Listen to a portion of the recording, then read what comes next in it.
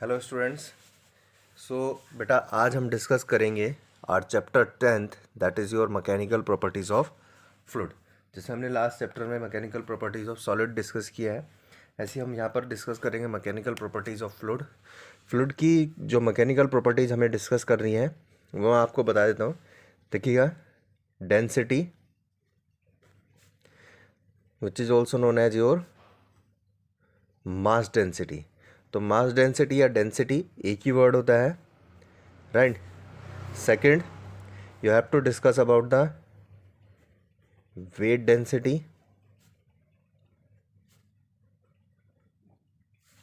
Next आपका specific weight,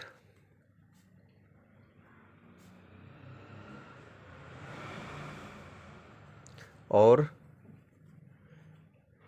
relative density, right. And the most important, इस chapter के notes आपको खुद प्रिपेयर करने हैं बेटा, ठीक है। जैसे मैं आपको ये लिखवा रहा हूँ उसी हिसाब से आपको प्रिपेयर करने हैं, अपने खुद सेल्फ नोट्स आप बनाएंगे, ठीक है। नेक्स्ट, प्रेशर, ठीक है। And after that viscosity, surface tension,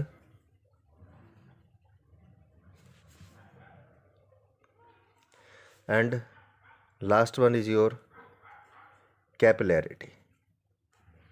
ये सभी प्रॉपर्टीज हैं जो हमें इस चैप्टर में फ्लूइड की डिस्कस करनी है, right. Density, weight density, specific weight और प्रेशर, और ये विस्कोसिटी, सरफेस, ये हम फिर बाद में डिस्कस करेंगे, मतलब इसी चैप्टर में, राइट। तो ये हम डिस्कस करेंगे यहाँ पर आपका। इसके साथ साथ जो हमारे पास में जो फ्लूइड जो हमें डिस्कस करना है चैप्टर, इसको हम दो पार्ट में डिस्कस करेंगे। One is set to be your fluid statics and another is set to be your fluid dynamics, ठीक है। ये जो प्रॉपर्टीज हमें डिस्कस करनी है वो दो बेसिस पे हम डिस्कस करेंगे, स्टैटिक्स और डायनेमिक्स बेसिस पे। स्टैटिक्स, जब फ्लूइड आपका रेस्ट पे होगा तो ये जो प्रॉपर्टीज हमारी इनिशियल दिस, ठीक है, ये प्रॉपर्टीज आपके लिए when the fluid is at rest, ठीक है, तब डिफाइन होती है। Density, weight density, specific weight, in पे मोशन का कोई इफेक्ट नहीं पड़ता है। जबकि विस्कोसिटी, सरफेस टेंशन, कैपिलरिटी, इनमें हम एक रिलेटिव मोशन क्रिएट करते हैं पार्टिकल्स के बीच का। तो ये आएंगी हमारी फ्लूइड डायनेमिक्स में, and that they comes in your fluid statics, right. तो सबसे पहले हम प्रॉपर्टी डिस्कस करते हैं, that is your density.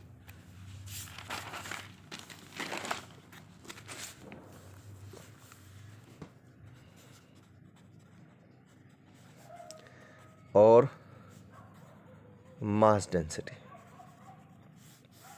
Density generally आपको सबको पता है डेंसिटी क्या होती है, हमारे पास में डेंसिटी और मास डेंसिटी क्या होता है, ठीक है। It can be defined as the ratio of your mass to volume, और you can say the how much the mass is occupied in a specified volume, ठीक है। So it can be defined as the mass occupied by a substance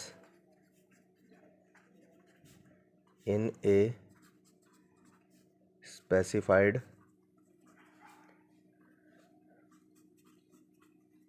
volume. This is said to by density, or you can say mass density. Density और mass density इसी को कहते हैं हम। तो जो डेंसिटी फॉर्मूला होगा इसका, मास अपॉन में वॉल्यूम। रो से डिनोट करते हैं हम इसे, rho is equal to M upon में V. Unit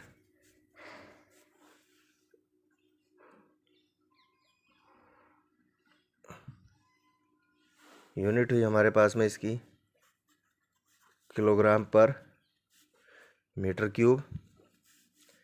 dimensional formula M L की power -3, right. Next, Second property, weight density.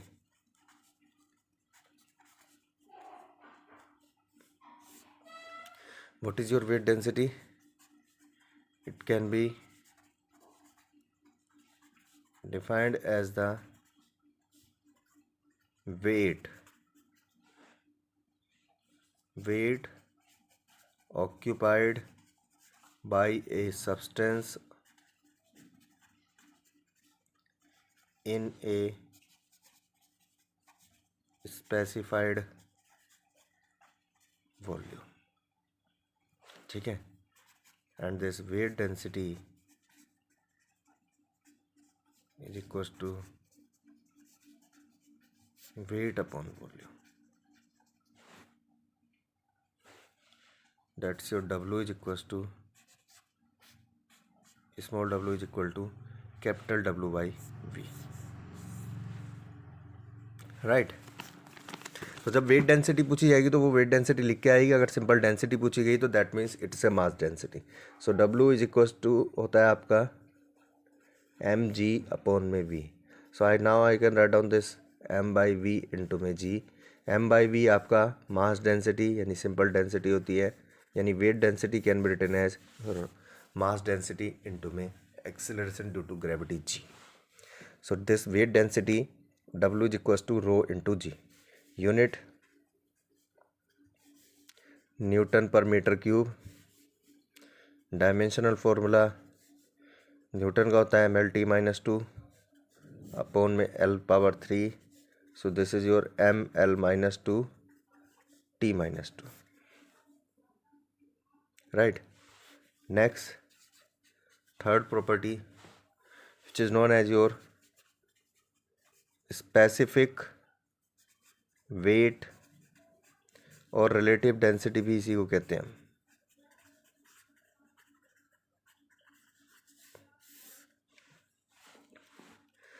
Specific weight हम क्यों कहते हैं इसे देखिएगा. Now it can B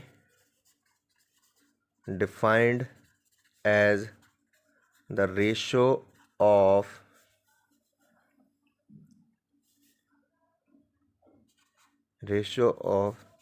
weight density of a fluid to the weight density of ideal fluid. और ideal fluid क्या होता है हमारे पास में? Water in case of liquid की कैटेगरी में water, and air in case of gases. अगर हमें गैसेज की रिलेटिव डेंसिटी निकालनी है तो गैसेज के केस में हमारे पास एयर होती है आइडियल फ्लूइड, और लिक्विड के केस में हमारे पास वाटर होता है. जैसे हम किसी लिक्विड की अगर स्पेसिफिक वेट आपसे पूछें तो specific weight is equals to, जिस भी फ्लूइड का हमसे पूछा जा रहा है, weight density of that fluid to the weight density of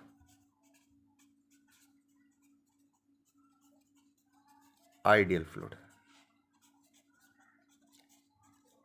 ideal fluid that's your water और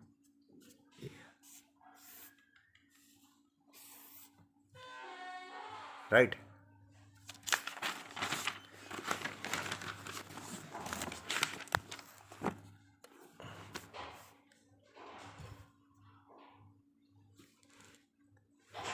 It is denoted by your simply K. K is equals to weight density of fluid to the weight density of ideal fluid. से अगर हमारे पास water है, liquid के case में water होगा और गैसेस के केस में एयर होगी. So this K can be written as W of fluid to the W of say water. How much the W of fluid? It's your density of fluid mass into में G. It's your rho of water into में G, or you can say air also. So rho of fluid to the rho density of. So now this specific weight can also be defined as, So it can also be defined as the ratio of density, कौन सी density, mass density of a fluid to the density of ideal fluid, that is water और air. ठीक है. सो इसीलिए हम इसको relative density भी, therefore specific weight is also known as relative density. इसको हम रिलेटिव डेंसिटी भी कहते हैं. राइट. तो ये हमारे पास में तीन इंपॉर्टेंट प्रॉपर्टी हो गई. सबसे पहले density. What's your density? It's the ratio of your mass to volume is said to be your density और simply mass density. Weight density, ratio of your weight to volume, that is said to be your weight density. Right.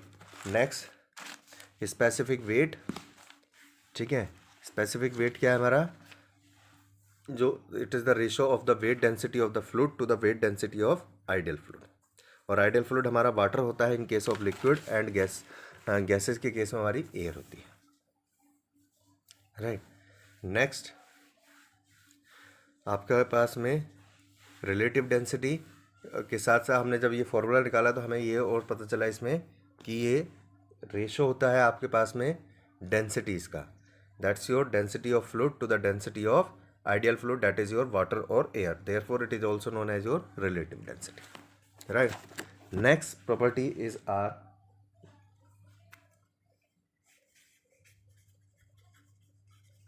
Pressure. हमने आपको पहले भी बताया था. देखिए pressure. ठीक है. What is my pressure? It is the external force applied on an object और फ्लूइड. ठीक है. पर unit cross sectional area.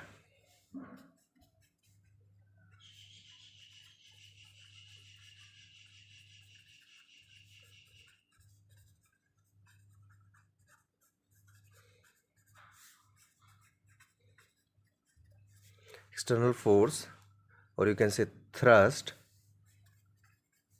per unit cross sectional area. ठीक है. जैसे हमने स्ट्रेस पढ़ी थी. स्ट्रेस क्या था आपका? Internal residual force. और per unit cross section area pressure होता है आपका एक्सटर्नल अप्लाइड फोर्स, और you can say thrust. Thrust भी बोलते हैं हम इसको, per unit cross sectional area. So pressure can be defined as your force upon में एरिया. देखिएगा दोनों का फॉर्मूला सेम ही होता है, बट डिफरेंस होता है वो एक इंटरनल प्रॉपर्टी है और ये एक एक्सटर्नल प्रॉपर्टी है. So P is equals to F by A. Right. Unit newton per metre square और pascal. 1 newton per metre square is equals to 1 pascal. Dimensional formula देखिए. न्यूटन का MLT माइनस 2 अपॉन में area का L square. Combine करेंगे तो ML minus 1 T minus 2. ठीक है. Pressure के कुछ अदर यूनिट भी होती हैं. जैसे स्ट्रेस की हमने पढ़ी थी. Mega pascal 1 MPa which is equal to 10 power 6 pascal, और you can say 10 power 6 newton per metre square. Similarly giga pascal 1 GPa 10 power 9 pascal और 10 power 9 newton per metre square. ये भी आपकी प्रेशर के होते हैं. तो प्रेशर बहुत इंपॉर्टेंट है इस चैप्टर के लिए. हमारे पास में प्रेशर इज इक्वल टू होता है आपके पास में force upon area. Right. Next जो प्रेशर होता है, प्रेशर जो मेज़र करते हैं हम, अब ज़रा प्रेशर मेजरमेंट देखिएगा।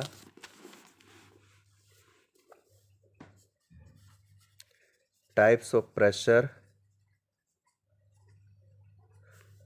बेस्ड ऑन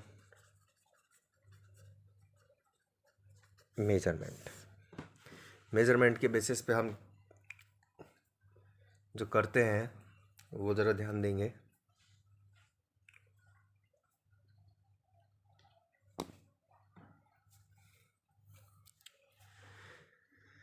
देखिएगा बेटा, प्रेशर जो होता है आपका दो बेसिस पे मेज़र किया जाता है, ठीक है। एक जो हम अपने डिवाइस में मेज़र कर रहे हैं, जो डिवाइस में यूज़ हो रहा है, जो भी हम प्रेशर मेजरमेंट के लिए डिवाइस यूज़ करते हैं उसमें, और एक होता है आपका with respect to your absolute zero pressure line. ध्यान से समझना इसको ज़रा, या एब्सोल्यूट जीरो प्रेशर लाइन की, ये जो डिवाइस में मेजर होता है ये होता है हमेशा आपका with respect to your atmospheric pressure. यानी हम जो भी मेजर करते हैं वो दो बेसिस पे, या तो एटमॉस्फेयर, जो हम जिस एटमॉस्फेयर में हम रहते हैं, जिस एटमॉस्फेयर में हम जो ऑब्जेक्ट्स हैं वो एग्जिस्ट करते हैं उसके रेस्पेक्ट में, या फिर जो हमारे पास में एब्सोल्यूट जीरो प्रेशर लाइन होती है उसके रेस्पेक्ट में। जो भी प्रेशर आपके एब्सोल्यूट जीरो प्रेशर लाइन के रेस्पेक्ट में मेजर किए जाते हैं वो आपके एब्सोल्यूट प्रेशर कहलाते हैं।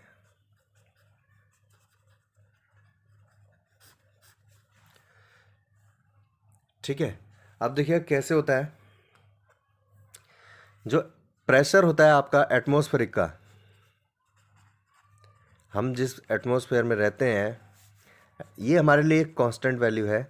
एटमॉस्फेरिक प्रेशर 1 एटमॉस्फेरिक यानी 1 ATM is equal to 1.013 into 10 power 5 pascal होता है।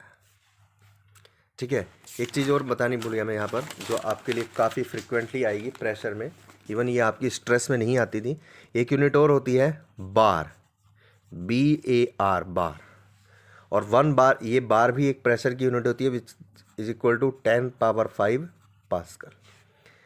1 bar is equal to 10 power 5 pascal होता है, और 10 power 5 you can say newton per metre square, right. So this is your 1.013 into 10 power 5 pascal, और you can say 1 which is equal to say 10 power 5 pascal, और you can say 1 bar. So 1 atmospheric pressure आपका इतना होता है। ठीक है, अब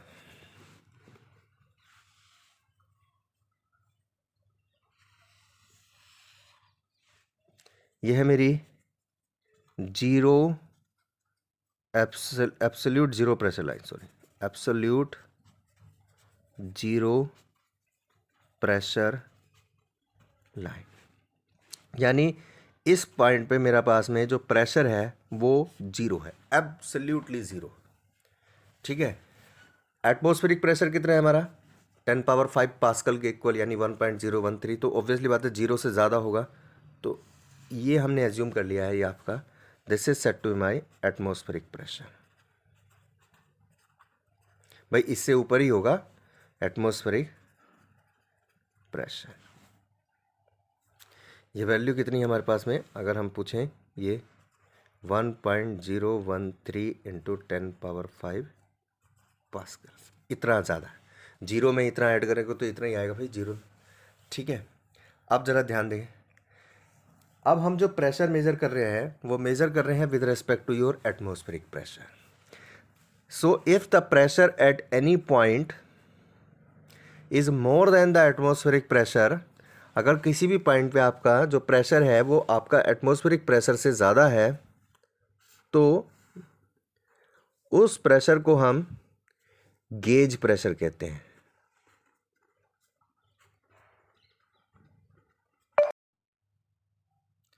right, तो देखिएगा हमारा जो हमने बताया आपको, इफ़ एनी प्रेशर, किसी पॉइंट है ये हमारे पास में, उसका प्रेशर एटमॉस्फेरिक प्रेशर से ज़्यादा है। ठीक है, देन कितना ज़्यादा है एटमॉस्फेरिक प्रेशर से, कितना ज़्यादा है, उसी को हम कहते हैं उसका गेज प्रेशर। और किसी पॉइंट का प्रेशर अगर एटमॉस्फेरिक प्रेशर से कम है, एटमॉस्फेयर से कम है। कितना कम है उसको हम वैक्यूम प्रेशर कहते हैं। ठीक है, मीन्स कहने मतलब ये है, in the sense the gauge pressure and vacuum pressures are those pressures which are measured with respect to your atmospheric pressure line. जो हम एटमॉस्फेयर के, अगर हमारा किसी पॉइंट का प्रेशर एटमॉस्फेयर से ज़्यादा है तो वो गेज प्रेशर होगा, एटमॉस्फेयर से कम है तो वो वैक्यूम प्रेशर होगा। तो वैक्यूम प्रेशर को हम कहते हैं ना, निगेटिव प्रेशर होता है, वैक्यूम प्रेशर आपका निगेटिव प्रेशर होता है। सो निगेटिव का मतलब ये नहीं कि ये माइनस में होता है, निगेटिव का मतलब इन द सेंस यहाँ पर ये है कि इसकी जो वैल्यू होती है वो एटमॉस्फेयर से कम होती है। जो भी चीज़ें हमारे पास में एटमॉस्फेयर में एग्जिस्ट करती हैं उसका एक प्रेशर होता है जिसका है 10 पावर 5 पास्कल। अगर 10 पावर 5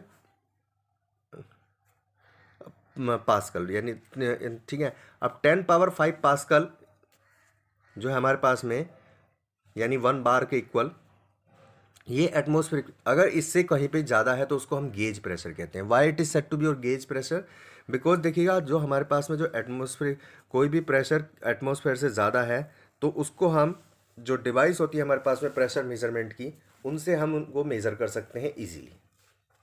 ठीक है, तो और जो गेज होता है, what is your gauge, gauge वो होता है जो एक डिवाइस होती है जो प्रेशर को मेज़र करते हैं, जिससे हम उनको हम गेज कहते हैं। ठीक है, जिन डिवाइस से हम प्रेशर को मेज़र करते हैं उनको हम कहते हैं गेज। तो हमारे पास में जितनी भी प्रेशर मेजरमेंट की जो डिवाइसेस होती हैं, मोस्टली कन्वेंशनली जो यूज़ होती हैं, वो सब एटमॉस्फेयर से जो ज़्यादा प्रेशर होता है उसको मेज़र करती हैं और उसको हम कहते हैं गेज प्रेशर। इसका एक छोटा सा और उससे जो एटमॉस्फेयर से जो बिलो प्रेशर होता है वो होता है आपका वैक्यूम प्रेशर। छोटा सा एग्जांपल इसका मैं आपको बताता हूँ। आप अपनी स्कूटी या साइकिल या कार में जब आप हवा भरवाने जाते हैं, ठीक है, जिस भी हवा वाले की दुकान पे, वहाँ पर आपने ऑब्ज़र्व करा होगा कि वो एक प्रेशर सेट करता है और उसके पास में एक डिवाइस होती है जिससे वो आपकी टायर का प्रेशर मेज़र करता है। वो जो डिवाइस होती है सर्कुलर सेक्शन में जिसका डायल होता है, उस पर एक इंडिकेटर आता है। ठीक है, वो जो डिवाइस होती है उसी को हम बेटा गेज कहते हैं, प्रेशर गेज कहते हैं। वो प्रेशर मेजरमेंट करके दे रही है आपको।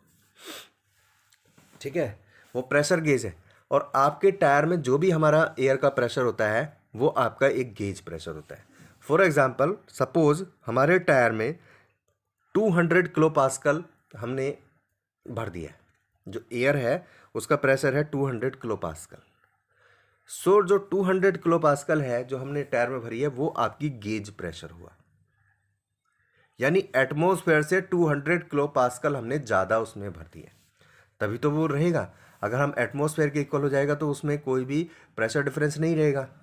हमने एटमॉस्फेयर से 200 किलो पास्कल ज़्यादा उसमें फिलअप कर दी एयर। ठीक है, ऐसे ही वैक्यूम होता है जहाँ पर हम वैक्यूम क्रिएट करते हैं, जैसे वैक्यूम पंप होते हैं आपके पास में। ठीक है, अगर आपने देखे हो किसी के घर में, जो हमारे पास में हम डस्टिंग में यूज़ करते हैं, बड़े बड़े हॉस्पिटल्स में यूज़ करते हैं, तो वो क्या करते हैं, हम जो प्रेशर उसमें क्रिएट करते हैं वो एटमॉस्फेयर से कम का प्रेशर क्रिएट करते हैं, यानी जो 10 पावर 5 पास्कल होता है उससे कम प्रेशर क्रिएट कर देते हैं।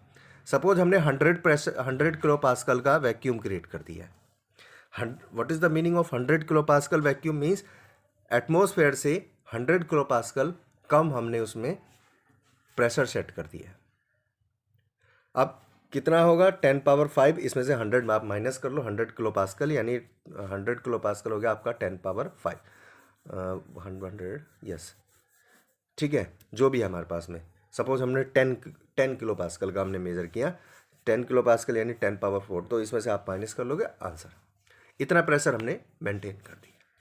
तो वो क्या करेगा, सिंस वो जो प्रेशर है उसका वो एटमॉस्फेयर से प्रेशर से कम है, तो जब वो मशीन वैक्यूम पंप हमारा एटमॉस्फेयर में रहेगा, ठीक है, तो जितने भी हमारे पास में एटमॉस्फेयर में जो एयर के पार्टिकल्स हैं, जिनको आप डस्ट कह रहे हैं, हम जो डस्ट है, ठीक है, उनको क्या करेगा, अपनी ओर अट्रैक्ट कर लेगा। क्योंकि आपको पता है जो भी हमारे पास में एयर जो ब्लो करती है वो high pressure to low pressure blow करती है। तो यहाँ पर एटमॉस्फेयर का ज़्यादा है, वैक्यूम पंप का कम है, इसलिए वो जो डस्ट पार्टिकल है वो हमारे वैक्यूम पंप की तरफ अट्रैक्ट हो जाएंगे। राइट, तो ये होता है हमारे पास में, if the pressure is measured with respect to your atmospheric pressure line, there are the two pressure, gauge pressure and vacuum pressure. ठीक है, gauge pressure, how much more than the atmospheric pressure, that is your gauge pressure. How much more than the vacuum, sorry, how much below the atmospheric pressure और how much less the atmospheric pressure, it is said to be your vacuum pressure. Right ना, ये जैसे हमने atmosphere के respect में major करें, हम इसे जीरो प्रेशर के रेस्पेक्ट में मेजर कर सकते हैं. So this pressure at any point, ठीक है, which is more than the atmospheric pressure is known as your absolute gauge pressure. बस हम एक वर्ड लगा देते हैं यहाँ पर, absolute gauge pressure. ठीक है, pressure at the below of atmospheric line is said to be my absolute vacuum pressure.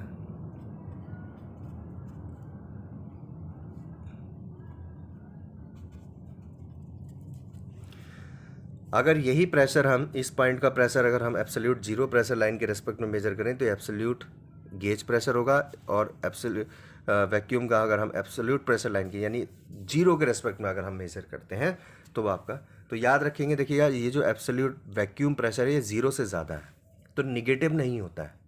Negative हम इसलिए कहते हैं क्योंकि इसका जो प्रेशर होता है वो एटमॉस्फेरिक प्रेशर से कम होता है, इसलिए हम उसको निगेटिव कहते हैं. राइट.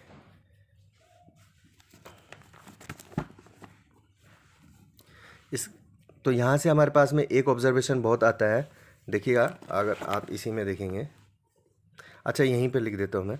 तो how much the absolute gauge pressure, देखिए एब्सोल्यूट गेज प्रेशर आपका कितना हुआ, ये टोटल कितना हुआ, देखिए this atmospheric pressure plus gauge pressure, so I can write down this atmospheric pressure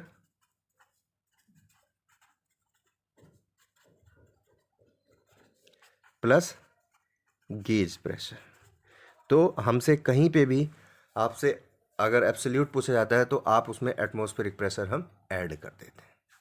how much the absolute vacuum pressure, ये कितना हुआ, देखिए ये टोटल एटमॉस्फेरिक है, उसमें से हमने वैक्यूम को अगर माइनस कर देंगे तो आपके पास में ये आ जाएगा. तो this is said to be your atmospheric pressure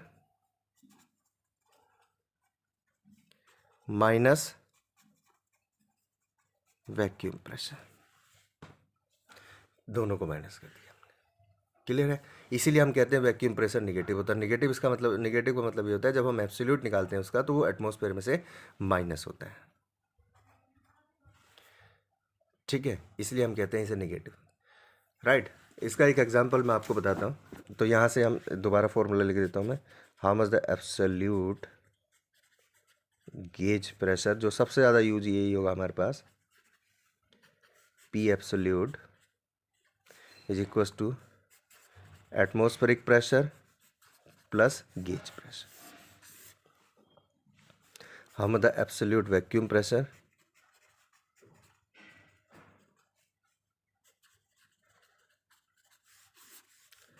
P absolute, that's your atmospheric pressure minus vacuum.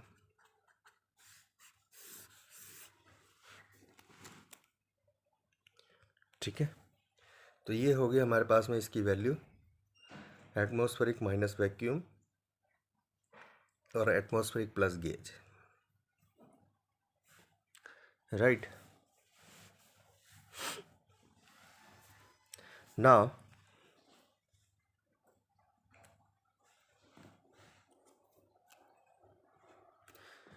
इसका एक क्वेश्चन मैं आपको बताता हूँ, एग्जाम्पल.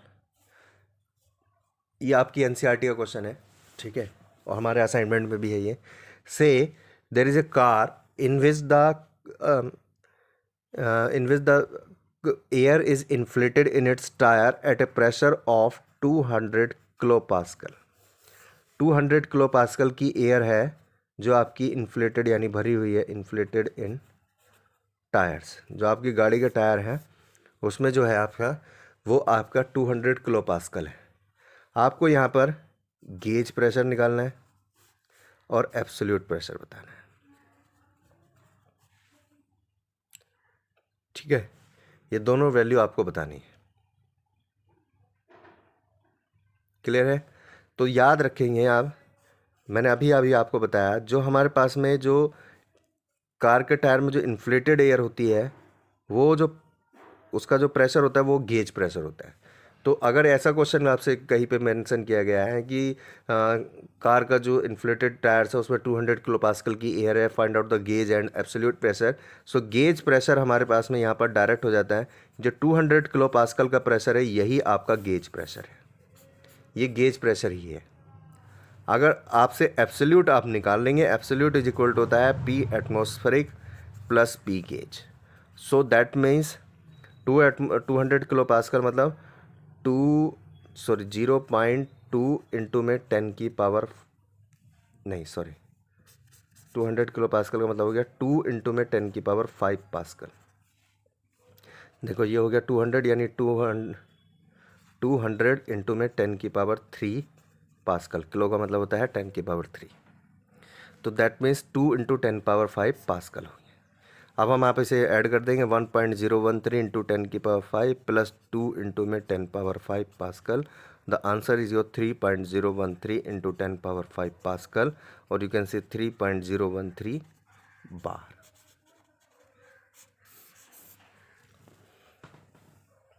ठीक है, तो ये हमारे पास में इस तरीके से प्रेशर आया। तो प्रेशर जो हम मेज़र करते हैं वो एटमॉस्फेरिक करते हैं, ठीक है, एब्सोल्यूट प्रेशर मेज़र करते हैं। तो जब हमारे पास में जो भी रीडिंग आएगी, जहाँ भी हम डिवाइस में यानी किसी भी डिवाइस से हम जो भी प्रेशर मेज़र करते हैं वो हमेशा आपका गेज प्रेशर ही होता है। अगर आपको उसमें एब्सोल्यूट निकालना है, जहाँ जहाँ हमसे क्वेश्चन में एब्सोल्यूट पूछा जाएगा तो हम उसमें एटमॉस्फेरिक प्रेशर पहले ऐड करेंगे। ठीक है, हमारा सोप का बबल हो, लिक्विड ड्रॉप हो, ठीक है, कोई भी चीज़ हो जिसमें भी इनसाइड अगर हमसे कोई उसके अंदर अगर प्रेशर पूछा गया है तो वो आपका गेज प्रेशर होता है, तभी वो शेप बनी है। अदरवाइज वो शेप नहीं बनेगी अगर वो एटमॉस्फेयर से कम या एटमॉस्फेयर के इक्वल हो जाएगी। राइट, तो मैं एक बार फिर से रिपीट कर रहा हूँ अभी। तो आपने जो अभी तक पढ़ा वो डेंसिटी क्या है, मास density, weight density, relative density, ठीक है। साथ ही इसके अलावा आपने प्रेशर डिस्कस किया। ये 4 इंपॉर्टेंट प्रॉपर्टीज़ हम डिस्कस कर चुके हैं। अब इसके अलावा 3 प्रॉपर्टीज और है हमारे पास में, विस्कोसिटी, ठीक है, सरफेस टेंशन एंड कैपिलरिटी। ये हम बाद में डिस्कस करेंगे। बाद का सेंस है इनका मतलब, अब हम जरा फ्लूइड की कुछ 2 बेसिक टर्म जो हमने फ्लूइड स्टैटिक्स और फ्लूइड डायनेमिक्स हमने आपको बताया था, पहले वो डिस्कस करेंगे, उसके बाद हम इन प्रॉपर्टीज़ पे जाएंगे। फ्लूइड स्टैटिक्स में एक इंपॉर्टेंट लॉ है आपके पास में पास्कल्स लॉ, और फ्लूइड डायनेमिक्स में एक इंपॉर्टेंट लॉ है आपके पास बर्नौली थ्योरम। 2 लॉ हैं आपके पास फ्लूइड स्टैटिक्स में। फ्लूइड स्टैटिक्स में हम जो लॉ पढ़ने, ठीक है, अब हम 2 इसमें स्टडी करेंगे। फ्लूइड स्टैटिक्स में जो हम स्टडी करने वाले हैं, one is said to be your Pascal's law, और इस पास्कल लॉ की एप्लीकेशंस हैं। इसके अलावा hydrostatic law and one another, ये आपने ऑलरेडी पढ़ी हुई है सभी, आर्किमिडीज प्रिंसिपल, जिसका यूज़ होगा, ठीक है, तो ये ऑलरेडी पढ़ा हुआ है। इधर हम 2 थ्योरम पढ़ेंगे, बर्नौली थ्योरम और इसकी एप्लीकेशन डिस्कस करेंगे फिर, एंड देन इसके अलावा हम पढ़ेंगे इक्वेशन ऑफ कॉन्टिन्यूटी। तो 2 यहाँ पर हैं, 2 यहाँ पर हैं। ये आर्किमिडीज प्रिंसिपल आप ऑलरेडी पढ़ भी चुके हैं, पहले भी हमने पढ़ा है। तो क्या होता है मैं आपको बता दूं, इसको याद रखेंगे आप, आर्किमिडीज प्रिंसिपल,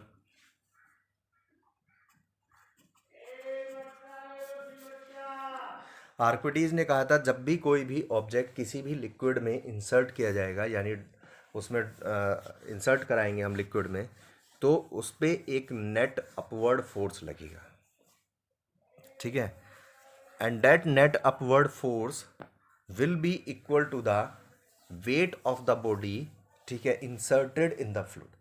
जितना भी फ्लूइड का पार्ट उस जितना भी उस बॉडी का पार्ट उस फ्लूइड में इंसर्ट किया जाएगा, उसका जितना भी वेट होगा वो उसके इक्वल होगा। ठीक है। So what the Archimedes states that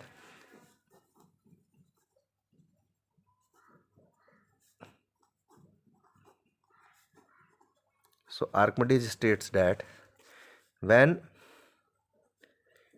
a body is inserted in a fluid, then an upward force will experience on the body. ठीक है। This upward force, or you can say thrust also, इस force और thrust एक ही बात होती है। ठीक है। Upward force is equal to the weight of body inserted in fluid. ठीक है। ये सबसे पहली थ्योरी थी उसकी। तो उसने कहा कि अगर कोई भी बॉडी है हमारे पास में,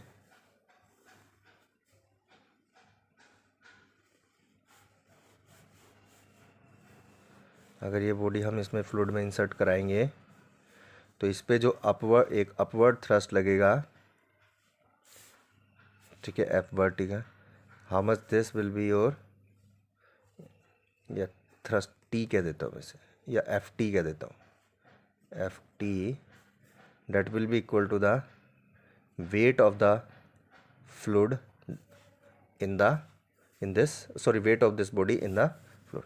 So this Ft is equals to the W. Upward thrust is equal to weight of body inserted in fluid. Right. How much the weight? Weight you know, m into g. M is the mass of body inserted in fluid into में g. This mass of body, how much the mass of body? मास होता है आपका volume into density, यानी how much the volume of body inserted in fluid into में density of body, body की density, fluid की density नहीं, density body की, into में जी। यह अपवर्ड थ्रस्ट है हमारे पास एफ टी। एक और ऑब्जर्वेशन हमारी इसके बाद आई, जो एक्सपेरिमेंटल ऑब्जर्वेशन आई आर्किमिडीज की, और उन्होंने कहा also, Archimedes also states that a body, ठीक है, a body will have the same volume inserted in a fluid as the volume displaced by the body. कहने का मतलब ये था कि कोई भी बॉडी जब भी किसी भी उसमें फ्लूइड में इंसर्ट होगी तो उसका उतना ही पार्ट इंसर्ट होगा, यानी उतना ही वॉल्यूम इंसर्ट होगा जितना कि वो बॉडी फ्लूइड को डिस्प्लेस करेगी। जब हमने इसको बॉडी को इंसर्ट किया, मान लीजिए इसका वी वॉल्यूम आपका इंसर्ट हुआ, से वी वॉल्यूम, तो उसने वी वॉल्यूम का ही फ्लूइड को यहाँ से डिस्प्लेस किया था। ये हमने प्रैक्टिकल भी किया था, ये एक्सपेरिमेंट। यानी आप ये कह सकते हैं in short, the volume of body inserted is equals to the volume of fluid displaced. Right, तो फाइनली हमारे पास में अपवर्ड थ्रस्ट का जो नया फॉर्मूला आ गया वो आ गया आपका वॉल्यूम ऑफ फ्लूइड डिस्प्लेस्ड, कितना डिस्प्लेस हुआ, इनटू में डेंसिटी, डेंसिटी ऑफ बॉडी। ये याद रखना, डेंसिटी ये फ्लूइड की नहीं होती है, डेंसिटी बॉडी की होती है, इनटू में जी।